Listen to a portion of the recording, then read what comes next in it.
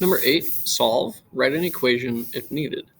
We will not worry about the second part because this already is an equation. If you remember some of our previous number 8s, it gave us like a word problem. On this one, it gave us an equation, so we're all set. We have a variable that's a letter. We need to find out what this letter means. What's the value of this letter A? How much is it worth?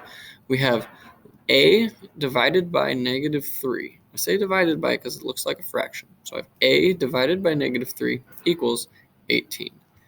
I want to make a similar problem over here. If I say A divided by 2 equals 6, well, what divided by 2 equals 6? Well, I know 12 divided by 2 equals 6. 12 divided by 2, well, half of 12, right? So what is something we can do in order to get the number 12? Looking at these numbers, well, it looks like I know that 6 times 2 is 12, okay? And that is exactly what we're going to do. We're going to use oh boy, nice writing, inverse operations. So this here, we talked about this symbol here means division. So we're going to do the inverse of division, which is multiply. And we're going to multiply by this number we're dividing by on both sides. 2 times divided by 2. So this is like this number on the bottom is 1/2 because it's in the denominator. There's a 1 up on top. So this is 1/2 times 2. Well, that does equal 1. But if we multiply by 2 and we also divide by 2, well, those cancel each other off, okay? They don't exist anymore. So I end up with 1A remaining, and I get A equals 12. We're going to do a very similar thing on this one over here. If this is divide by -3, we want to know what's the inverse of divide by -3.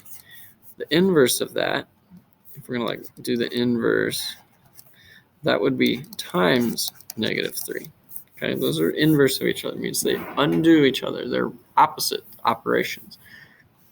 So in this, we're going to do times -3 times -3. And I'm just writing with parentheses because I know if anything's touching parentheses, then it's multiplication. So I know that if I have a -3 on the top and a -3 on the bottom, in the numerator and in the denominator, well, that's -3 divided by -3. So like -3 divided by -3, well, that equals 1, okay? So those will cancel off because it's just 1. I have 1A. I have A remaining. Now I need to do 18 times -3. Well, 18 times 3.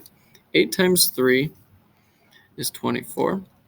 3 times 1 is 3 plus 2 is 5. 54. I've got 54, but remember we have the opposite of 18 times 3. So it should be negative. So A equals -54. Now, if I had, let's plug it in. Let's see if it's true. We've got -54 over -3. Does that equal 18? So let's see. Well, 2 negatives is going to be a positive. And we did the multiplication here. We checked 3 times 18 does equal 54. 2 negatives, that's the opposite of the opposite. That is truly a positive 18. So this is good. There's number 8.